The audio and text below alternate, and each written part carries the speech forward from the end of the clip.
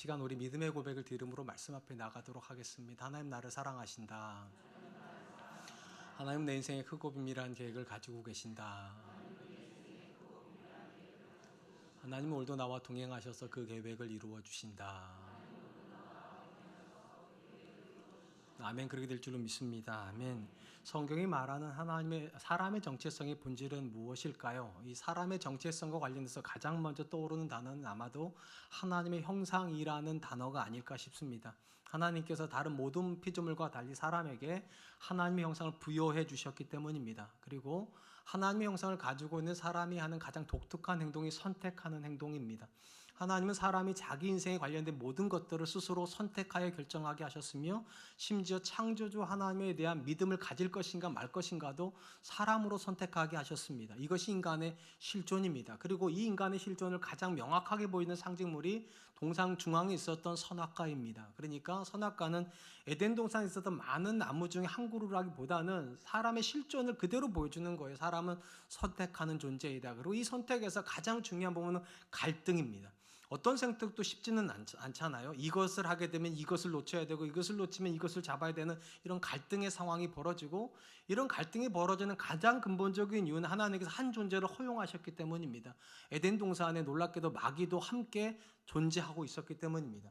하나님은 아마도 하나님을 선택할 수도 있고 하나님을 버릴 수도 있다는 이 선택에서 하나님 반대편에 대한 선택이 필요했기 때문에 마귀를 허용하신 것이라고 생각이 됩니다. 그리고 마귀는 그때로부터 사람을 끊임없이 유혹을 하여 하나님의 다스림 바깥으로 벗어나도록 그렇게 사람을 유혹을 합니다. 그런 점에서 하나님의 형상이 사람의 본질적인 속성이라면 또 하나의 속성이 있다면 사람은 유혹받는 존재라는 것입니다.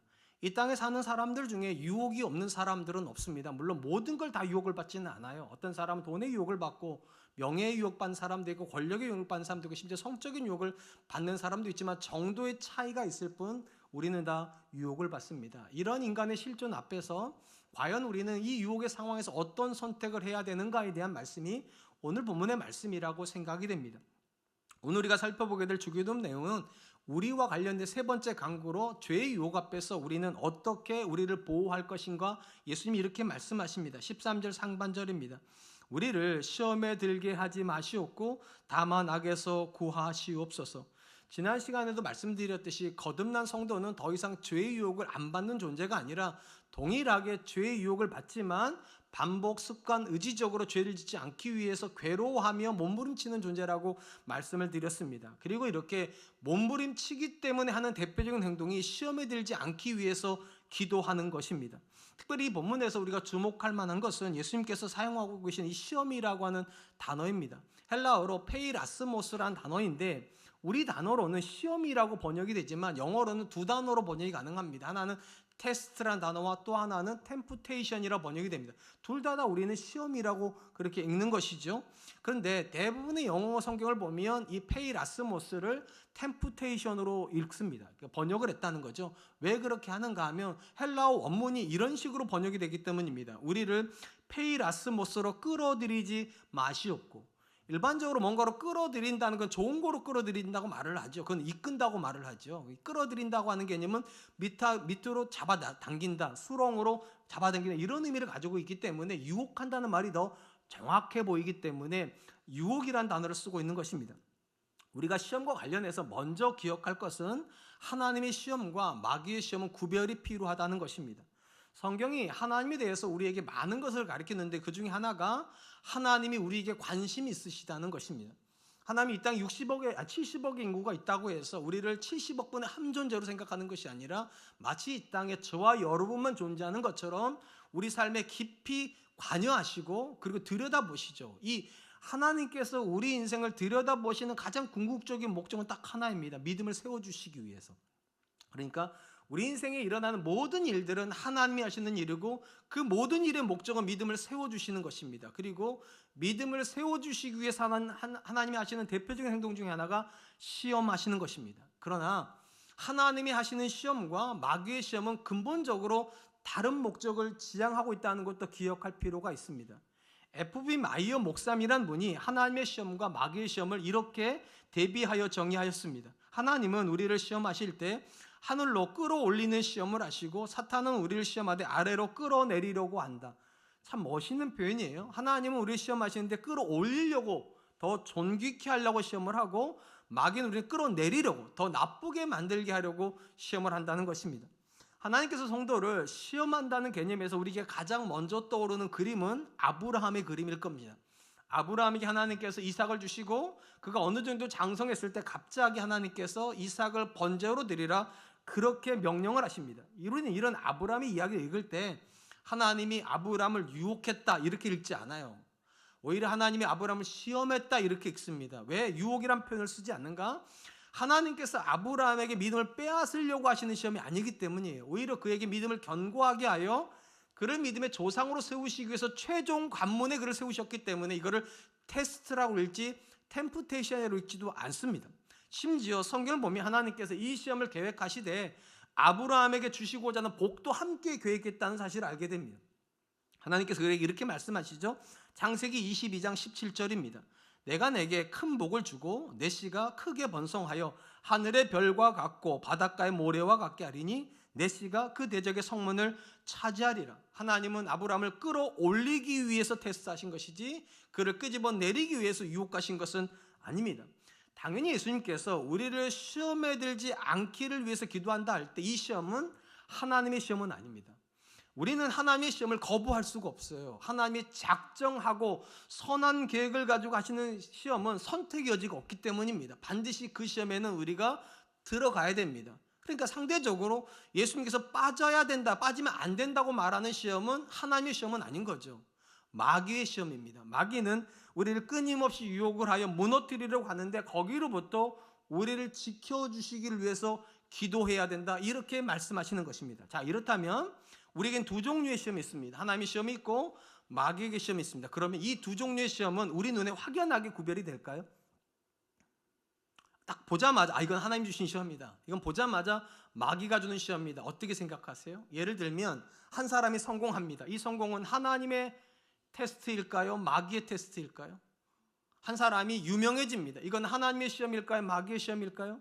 한 사람이 가난해집니다. 이건 하나님의 시험일까요? 마귀의 시험일까요? 어떻게 생각하세요? 그때 달라요. 사람마다 달라요. 어떤 사람은 하나님께서 부유함으로 시험하지만 어떤 사람은 부유함으로 마귀가 시험해요. 어떤 사람은 하나님을 가난하게 하심으로 시험하시지만 어떤 사람은 가난함으로 마귀에게 시험이 든다는 거예요. 그러니까 사실은 상황만 가지고는 이것이 하나님의 시험이다, 마귀의 시험이다 말하기가 어렵습니다. 굉장히 많은 사람이 사실은 성공하여 마귀의 시험이 듭니다. 형통해서 망가지기 때문이죠. 그러니까 오히려 상황이 중요한 것이 아니라 그 상황 앞에 서 있는 우리 마음이 훨씬 중요합니다. 이 부분에서 우리에게 생각할 만한 말을 야고보서가 이렇게 기록을 하고 있습니다. 야고보서 1장 14절 15절입니다. 오직 각 사람이 시험을 받는 것은 자기 욕심에 끌려 미혹됨이니 욕심이 잉태한 즉 죄를 낳고 죄가 장성한 즉 사망을 낳느니라. 야고보 사도는 성도가 시험에 드는 가장 중요한 이유는 욕심 때문이랍니다. 그러니까 욕심이 결국은 우리를 죄짓게 만든다는 거예요. 그리고 이 욕심이 일어나기 때문에 우리가 유혹을 받는 겁니다. 자, 욕심이 있어서 유혹이 생기는 거고 유혹을 받기 때문에 죄를 짓는 거예요. 제가 제 아내랑 오랫동안 살면서 참 신기하다고 느끼는 것이 하나가 있어요. 제 아내는 조인성, 현빈, 원빈 어떻게 잘생긴 사람이 앞에 있어도 전혀 흔들리지를 않아요. 욕심이 없으니까. 사람에 대한, 특별히 인물에 대한 욕심이 없어요. 그래서 저랑 결혼했는지도 모르겠는데 어쨌든 간에 웃자고 한 얘기인데 목숨 거시면 안 돼요. 그러니까 제가 볼 때는 이런 거예요. 제 아내는 전혀 이성적인 유혹을 안 받을 것 같아요. 일단 기본적으로 이성에 대한 욕심이 없으니까. 근데 우리 중에는요, 욕심이 있는 분들이 계세요. 돈에 대한 욕심이 있으면 이 사람은 돈의 유혹을 받습니다.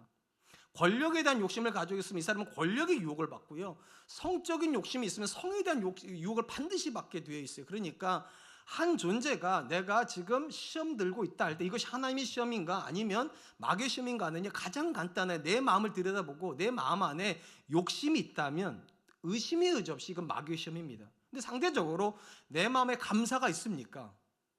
마귀의 시험일 수가 없어요. 마귀가 절대로 못 건드리는 사람이 있습니다. 마귀는 권력 있는 사람도 건드리고 행복한 사람도 건드릴 수 있고 심지어 성공한 사람도 건드릴 수 있는데 유일하게 못 건드리는 사람이 있어요.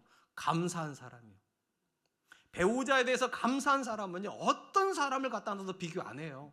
자녀에 대해서 감사한 사람은 어떤 자녀하고도 내 자녀 비교 안 해요. 그렇기 때문에 감사가 마음을 차지하고 있으면 이 사람은 마귀의 시험 앞에 서는 것이 아니라 하나님의 시험 앞에 서는 거예요. 그렇게 준비가 된 거예요. 근데 마음을 들여다보니까 계속 불만이 있어요. 조금 더 올라가고 싶고 조금 더 원하는 것 같고. 그렇다면 여러분, 지금 여러분 앞에 어떤 상황이 놓이든지 간에 이렇게 생각하시면 돼요. 나는 지금 마귀의 시험 앞에 서 있는 거예요.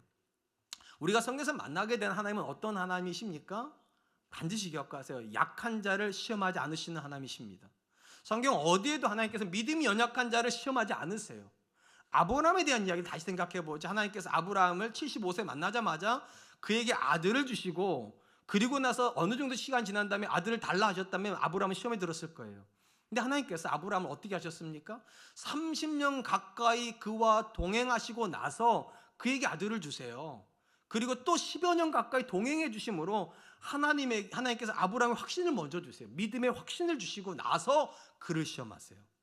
믿음이 없을 때 시험하시는 분이 아니라 준비시키시고 확신을 가지게 하신 다음에 시험하세요.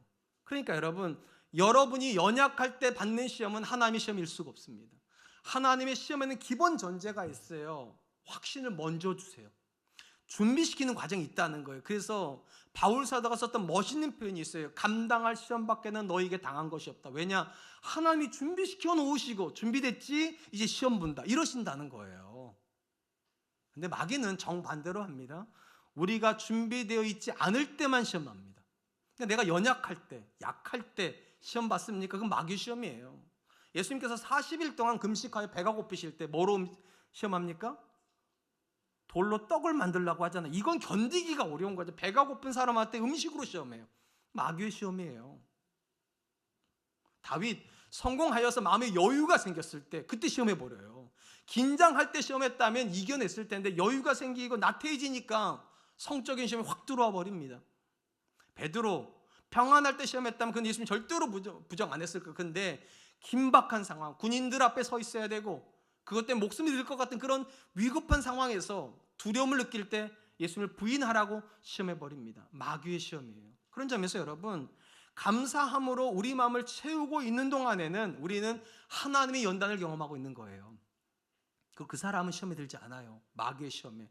하나님의 시험 앞에 서게 돼요. 근데 매 순간 내 마음속에 원망이 가득합니까? 배우자에 대한 불만이 있습니까? 그리고 뭔가에 대한 욕구가 자꾸만 일어나서 괴로우십니까? 잘 생각하셔야 돼요. 우리는 하나님의 시험 앞에 설 수 없어요. 그런 상태라면. 반드시 마귀의 시험 앞에 서게 됩니다. 그런 점에서 우리가 시험에 들지 않기를 위해서 기도한다 할 때 가장 중요한 건 내 마음을 욕심으로 채우지 않겠다는 거예요. 뭐로 채워야 됩니까? 감사로요. 내 배우자에 대한 감사, 내 자녀에 대한 감사, 내게 주신 모든 상황에 대한 감사, 교회에 대한 감사, 이 나라 이 민족에 대한 감사. 지금 우리가 살고 있는 시대에 한국 사회에 대해서 욕하는 분들이 너무 많아요. 근데 저는 그런 생각을 해봐요. 그래도 여전히 우리나라 살만한 나라 아닙니까? 대답을 안 하시면 안 되죠. 여기까지 온 게 우리가 한 거라면 우리가 막 우리를 뭐라고 해도 괜찮지 모르겠지만 이건 절대적인 하나님의 은혜라면 지금 이 과정도 지나가게 될 거예요. 하나님의 은혜로 감사하고 있는 동안에 우린 비판 안 해요. 사실은요. 감사가 없으니까 계속 비난하고 비판하는 거지. 우리 마음을 뭐로 채워야 됩니까? 감사로 채우세요. 그러는 동안에 마귀는 공격하지 않습니다.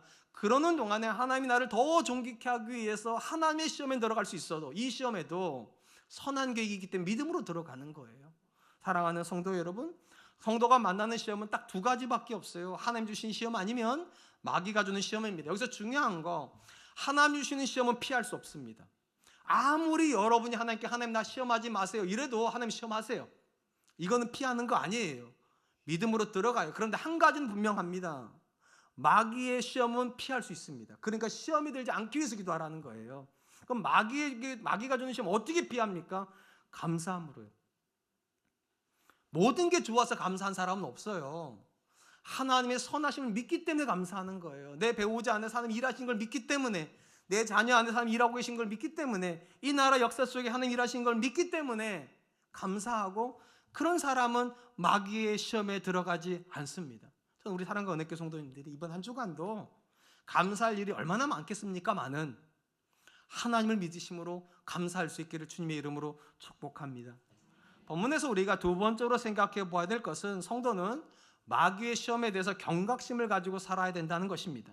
만약에 사람의 마음이라는 것이 내가 결심하면 그대로 지켜지는 거라면 우리가 어쩌면 기도 안 해도 될지 모르겠어요. 유혹 앞에서 내 마음을 지키면 되잖아요. 내가 안 흔들려, 절대로 안 흔들려. 이러면 참 좋을 텐데 우리가 경험하는 게 있잖아요. 생각이 마음으로 안 간다는 거잖아요. 나는 좋은 생각을 하는데 자꾸만 나쁜 쪽으로 마음이 열리잖아요. 드라마 같은 데 보면 가끔 화날 때가 있잖아요. 여자 주인공이 나쁜 남자가 있고 착한 남자가 있으면 착한 남자한테 가야 되는데 우리가 볼 때 이쪽으로 가야 되는데 왜 여자가 이쪽으로 가죠? 참 신기하잖아요. 여자분들이 나쁜 남자한테 끌린대잖아요. 머리는 분명히 이 남자한테 가는 걸 알아내 마음이 일로 가버리는 거예요. 이건 이 마음은 내 건 거예요, 아닌 거예요? 내 게 아닌 거죠. 여러분, 만약에 우리 마음이 내 거가 될 수 있다면 우리는 시험에 들지 않습니다. 근데 내 마음이 내 거가 아니니까, 내가 내 마음을 지킬 수 없으니까 시험이 드는 거예요. 그러니까 기도해야 되는 거고, 내 생각대로 안 되니까. 더 큰 문제가 무엇인가? 우리가 만나는 어떤 시험들이 우연히 발생되는 거라면 그래도 좀 쉬울지 모르겠어요. 근데 왜 우리가 만나는 시험이 치명적이냐면 우연히 계획된 시험이 아니기 때문이에요.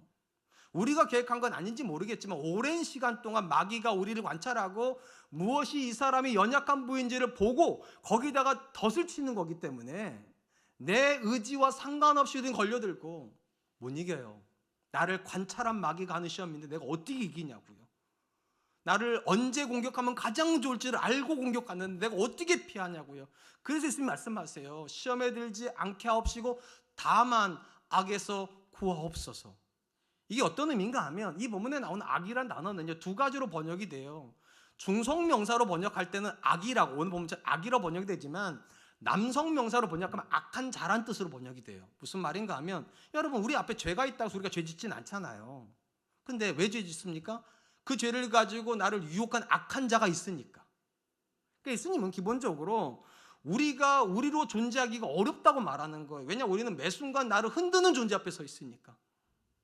나를 가만히 놔두면 내가 죄 안 지을 거거든요. 우리 중에 가만히 있다가 갑자기 벌떡 일어나 죄 짓는 분들 계세요. 그 나쁜 분들이에요. 그거는. 근데 우리는 가만히 있고 싶은데 가지는 가만히 있고 싶으나 바람이 흔들잖아요. 또 저만 그런 거예요? 그런 거예요. 그러니까 예수님 말씀하시는 거예요. 하나님, 내가 시험에 들지 않기를 원하지만 나를 시험으로 끌어들이는 자가 있고 내가 이 존재를 못 이긴다는 거예요. 그만큼 나는 약하니까. 그러니까 기도하라는 거예요. 시험을 원하지 않지만 자꾸만 시험 받아야 되고 내가 연약하기 때문에 자꾸만 꼬꾸라지는데도 나를 끊임없이 놔두지 않는 악한 자가 있으니까 하나님, 나를 붙잡아 달라고. 현대사회는 과학을 바탕으로 세워졌기 때문에 과학적으로 증명되지 않거나 또는 눈에 보이지 않는 것들은 인정하지 않습니다. 그래서 대부분 현대사회의 사람들은 영적인 걸 인정하지 않으려고 하죠. 물론 교회를 다니는 성도들은 영적인 존재를 인정을 합니다. 그래서 예수님도 믿는 거고 하나님도 인정하는 거고 성령님도 인정하고 심지어 마귀도 인정을 합니다. 그러나 부정할 수 없는 것이 하나가 있어요. 과거 세대보다 우리가 영적이지 않다는 거예요. 과거에 우리 부모님 세대는요, 굉장히 영적으로 민감을 했습니다. 어느 정도 민감을 했냐면 좀 과하다 싶죠. 갈등이 일어나면 남편과 아내가 갈등한다 생각하는 것이 어떻게 생각하나 사탄이 역사한다 이러셨어요. 우리 어머니가 그러셨어요. 제가 배가 고파 조금만 짜증을 내려고 그러면 사탄이 역사한다고. 이거 너무 과한 거죠. 아니, 배가 고파서 짜증이 나는 건데 이게 왜 사탄까지 갈 필요가 있나? 어릴 땐 이게 이해가 안 됐어요, 솔직히. 근데 이제는 정반대로 와 있어요. 분명히 남편하고 아내가 싸워요. 그럼 우리는 뭐라고 말을 합니까? 성격 차이라고 말해요. 한번 잘 들어볼게요. 자, 성격 차이가 일어나면 무조건 싸워야 되는 거예요? 어떻게 생각하세요? 근데 우리는 성격 차이 때문에 싸운다 생각을 해요. 정확히 말할게요. 성경적으로는 사탄이 역사한 거예요. 그 성격 차이를 가지고 사단이 부추기는 거예요. 너랑 네 남편은 안 맞아. 애초부터 안 맞았던 거야. 잘못 만난 거야. 그럼 못 견디는 거예요, 그게. 근데 우리는 어떻게 생각하는가 하면 그 생각이 동의를 하는 거예요. 나를 악하게 끄집어들이는 악한 존재가 있다는 인정을 안 해버리는 거죠. 다 잘못됐어요. 무조건 사탄이 역사한다도 잘못됐고 무조건 성격 차이라고 말하는 또 잘못된 거예요. 어느 정도는 중앙에 와야 돼요. 남편이랑 나랑 성격이 안 맞는 건 맞아. 근데 이렇게까지 싸울 일은 아니야. 이거는 사탄이 역사하는 게 맞아. 이렇게 가야 되는 거죠. 부모님한테도 마찬가지죠. 내가 엄마한테 짜증을 냈는데 내가 지금 너무 과한 게 아닐까? 그런가 하면 이건 내 생각이 아니라 이거는 사탄의 생각이지. 이래야 되는 거예요, 이게요. 근데 언제부턴가 우리는 너무 이성적이에요. 그래서 교회를 다니면서도 지나치게 상담에 맹신하고 사람들의 말에 너무 집중하고, 제가 여러분들한테 뭐 TV 보지 말라는 얘기는 안 하겠는데 여러분 그 오은영의 뭐 무슨 이런 거 좀 그만 좀 보세요. 무슨 뭐라고던데 뭐 어쨌든 그런 것들 물론 나쁘다는 얘기가 아니에요. 근데 여러분 이게 단순히 어떤 성격적인 결함, 어떤 성격적인 차이 때문에만 벌어지는 일이라면 우리가 그걸 계속 봐야 돼요. 근데 우리는 그렇게 생각하지 않아요, 여러분. 그것도 반 정도는 분명히 있어요. 근데 그걸 이용하는 존재가 있다는 사실을 인정해야 돼요. 그게 다만 악에서 우리를 구하시옵소서. 우리는 지금 성도를 유혹하는 존재 앞에 있는 거예요. 그리고 우리는 다 위험한 존재인 거죠. 그리고 베드로 사도가 이 상태에 대해서 뭐라고 말을 했는가? 이렇게 말했습니다. 베드로전서 5장 8절 말씀, 근신하라 깨어라 너희 대적 마귀가 우는 사자같이 두루다니며 삼킬 자를 찾나니. 베드로 사도는 마귀를요 삼킬 자를 찾아 두루 돌아다니는 우는 사자, 그러니까 배고픈 사자인 거예요. 여러분, 배고픈 사자는 먹잇감을 가립니까? 가리지 않습니까? 가리지 않습니다. 힘 있는 먹잇감이라고 해서 안 덤비는 게 아니에요. 더 힘이 있으니까 사자가. 또 약한 먹잇감이라서 긍휼을 베풀지 않아요. 배고픈 사자는 긍휼을 베풀 틈이 없어요. 힘이 있으면 힘 있는 대로 공격하고 약하면 약한 대로 공격해요. 신앙의 영역에서 마귀가 우는 사자인 이유는 무엇인가? 우리가 생각하는 것처럼 믿음이 연약한 사람만 공격하는 게 아니기 때문입니다. 마귀는 믿음이 없어도 공격하고 믿음이 있어도 공격합니다. 대상을 안 가린다는 얘기예요. 우리가 생각할 때는 믿음이 있으면 시험을 안 받아야 될 것 같지만 우리가 성경에서 만나는 사람들은 다 믿음 있는 사람들이에요. 믿음 있는 사람들이 시험 받는 거예요. 그럼 믿음 없는 사람 믿음 없는 사람 아예 기록도 안 하는 거예요. 당연히 시험 받는 거니까. 성경에서 가장 완벽한 사람을 찾으라고 그러면 아마도 다윗일 거예요. 하나님께서 다윗에 대해서 이렇게 말씀하시잖아요. 사도행전 13장 22절, 내가 이새의 아들 다윗을 만나니 내 마음에 맞는 사람이라 내 뜻을 다 이루리라. 하나님께서 다윗을 뭐라고 말씀하셨으면 완벽한 사람이라는 거, 하나님 마음에 딱 든다. 이쯤 되면 마귀가 포기해야죠. 그런 사람은 시험한다고 넘어지겠어요? 근데 마귀는 포기 안 해요. 다윗도 무너뜨려 버려요. 마귀가 또 포기하지 않은 대단한 분이 계세요. 하나님의 아들 예수님. 여러분, 하나님의 아들 예수님을 시험한다는 게 말이 돼요? 근데 마귀가 하나님의 아들인 예수님도 시험하세요. 근데 여러분을 시험 안 한다. 오늘 내 남편과 내 사이에 개입을 안 한다. 오늘 나하고 내 자녀가 싸웠는데 거기 마귀가 말도 안 되는 소리, 말도 안 되는 소리. 하나님의 아들도 건드렸고 다윗도 건드렸다면 하물며 왜 우리는 안 건드리냐고요. 그러니까 베드로가 말하는 게 우는 사자와 같다고. 모든 사람은 마귀 앞에 먹잇감이고 모든 사람은 위험하다. 그러니까 경각심을 가져야죠. 마귀 앞에 서 있는데, 내 남편이, 내 배우자가 마귀 앞에 서 있는데, 내 자녀가 마귀의 유혹 앞에 서 있는데 그냥 내버려 둘 수 없는 거잖아요. 분명한 건 마귀는 힘이 있어도 힘이 없어도, 믿음이 있어도 믿음이 없어도 공격을 합니다. 그런데 공격의 방식은 차이가 있어요. 믿음이 연약한 자를 마귀는 어떻게 공격을 할까요? 어떻게 유혹을 할까요? 이 자리에 계신 분들은 대부분 믿음이 없지 않으시기 때문에 어떻게 공격당하는지 모르실 수 있어요. 근데 믿음이 연약한 사람 주로 어떻게 공격이 당하는가? 의심되게 해요. 말씀을 들을 때도 저게 그러겠어? 의심해요. 기도하면서도 설마 기도가 응답이 되겠다고 기도해요. 죽어라 기도해요. 의심하면서. 찬양을 하면서도 의심해요. 그러니까 분명히 말씀도 들었어요. 기도도 했어요. 그리고 찬양도 했어요. 근데 마음에는 하나도 남는 게 없어요. 계속 의심하고 들었으니까. 설교 들으실 때 이러잖아요. 목사님은 저렇게 설교는 하지만 안 믿으실 걸 아마? 말씀은 저렇게 하시지만 애는 그렇게 안 키울 걸 아마? 100번 그렇게 들어보세요. 저만 은혜 받고 여러분 은혜 못 받지. 의심이 계속 일어납니까? 그 여러분 생각 아니에요. 의심하게 하는 존재가 있어요. 그 존재를 향해서 마음으로 말해야죠. 사탄아 물러가라. 내가 이 말씀을 믿기를 원한다. 내가 지금 하고 있는 이 기도가 응답될 것을 내가 정말로 믿는다. 그래야 다만하게서 구해지는 거예요. 그러니까 연약한 사람은 의심을 가지고 씨름해야 돼요. 하나님, 의심하지 않게 해주십시오. 자꾸만 마음속에 불안한 마음이 있습니까? 불안하지 않기를 위해서 기도하셔야 돼요. 그게 사탄을 대적하는 거예요.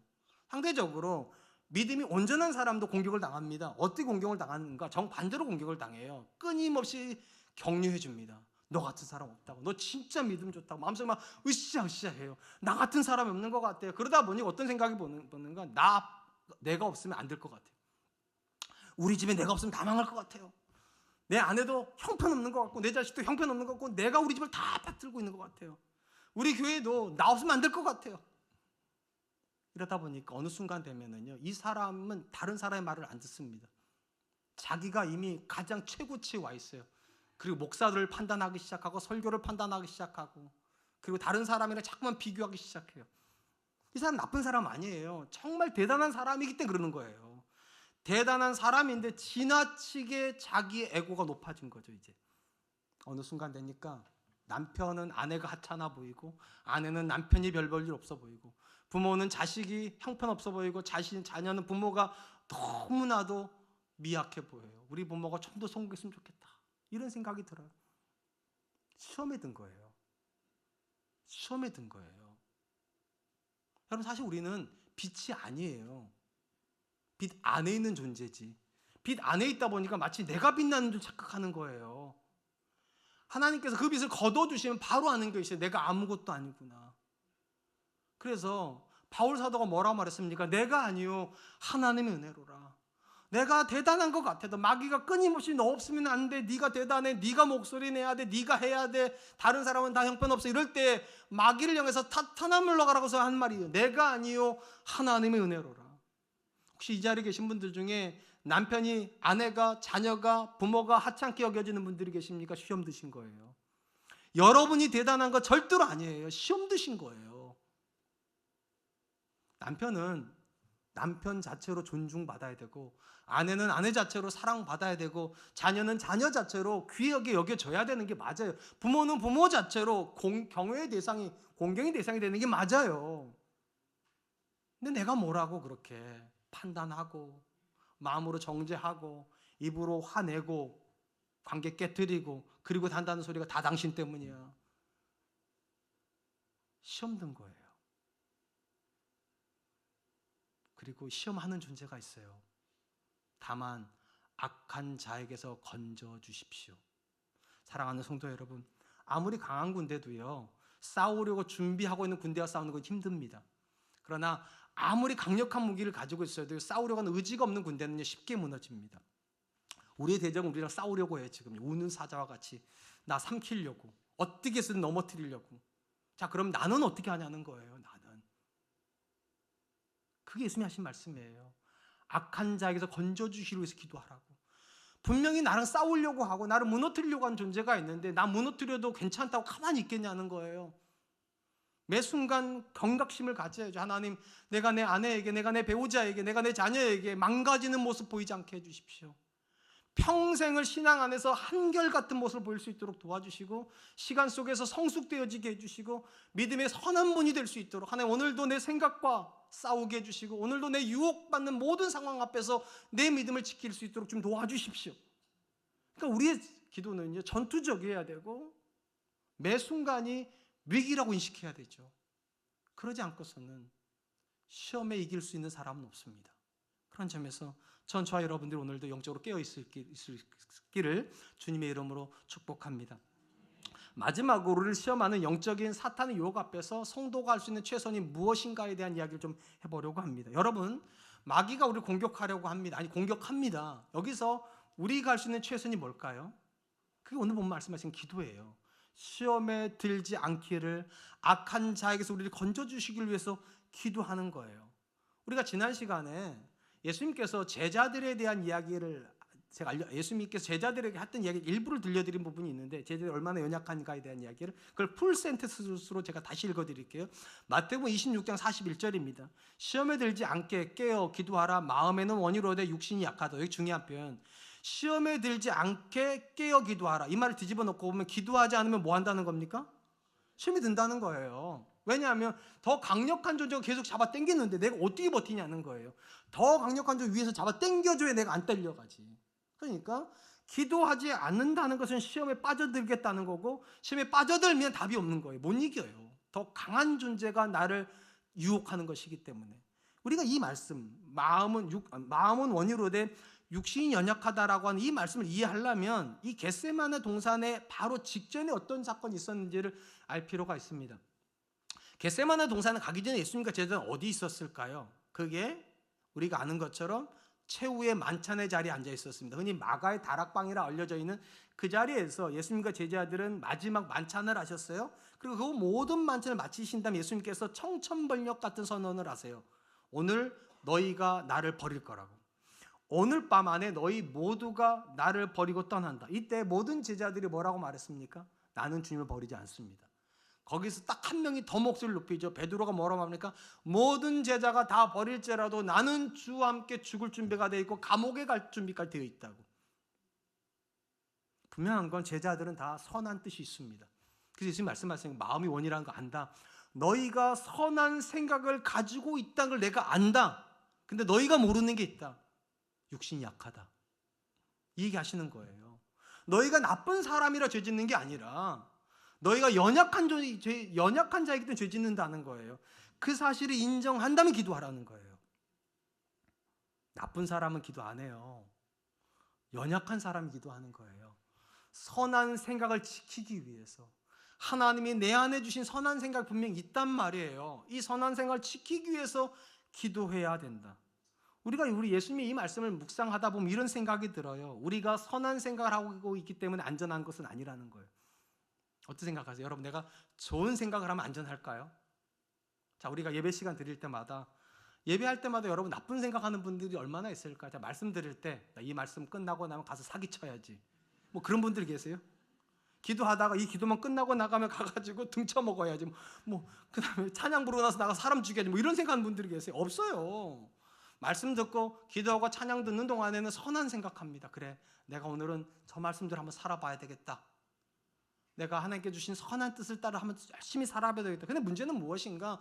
선한 생각을 가지고 있지만 우리가 약하다는 사실을 자꾸만 망각한다는 거예요. 그리고 기억하세요. 마귀는 여러분의 선한 생각을 공격하지 않습니다. 쉽게 말하면 예배 시간에 야, 내가 좋은 남편 돼야 되겠다 하면 마귀가 뭔 소리야, 나쁜 남편 돼야지 이럽니까? 마귀는 그렇게 공격 안 해요. 그러면 우리는 싸울 거니까. 마귀는 어떤 식이냐? 야, 그거 좋은 생각이다. 좋은 남편 돼야지. 좋은 아내 돼야지. 좋은 부모 돼야지. 여기까지는 마귀는 안 건드려요. 근데 너 오늘 피곤하잖아. 다음 주에 좋은 남편 돼. 왜냐하면 좋은 남편 되면 오늘 집에 가서 설거지 해야 되는데 운전하면서 피곤하단 말이에요. 그래서 오늘은 안 해야 되겠다 생각을 해요. 그러니까 좋은 생각은 있는데 아무 일도 안 일어났네요. 그래서 어떤 생각이 드는가? 난 좋은 생각 했으니까 좋은 사람이구나. 이런 생각을 해요. 한 번도 좋은 짓을 안 했는데. 이러고 60년 살아요. 그러고서 어떤 생각하는가? 나는 좋은 사람이에요. 마귀는 여러분의 좋은 생각을 절대로 공격 안 합니다. 여러분의 연약한 육체를 공격하지. 좋은 생각인데 너 그렇게 하면 손해봐. 그러니까 이번 주는 하지 마. 다음에 더 좋은 기회가 생길 때 그때 네가 하면 훨씬 좋은 일이 일어날 거야. 우리는 그 생각에 자꾸만 속습니다. 우리가 놓치는 게 하나가 있다니까. 이게 내가 연약하다는 사실을요. 좋은 생각이 있지만 나는 연약해요. 그럼 어떻게 해야 됩니까? 도와주실 수 있는 분을 찾아야죠. 하나님, 내가 오늘 내 배우자에게 좋은 배우자가 되고 싶지만 내 몸이 너무 피곤합니다. 하나님, 내가 힘낼 수 있도록 하나님 오늘도 나한테 내 마음속에 다시 한번 감동을 주시고 힘을 주셔서 내가 내 배우자에게 좋은 배우자, 내 자녀에게 좋은 부모, 내 주변 사람들에게 선악영향 끼치는 영향력 있는 사람 되게 해달라고 기도해야 된다는 거예요. 연약함을 인지하는 사람만 기도합니다. 다시 말씀드릴게요.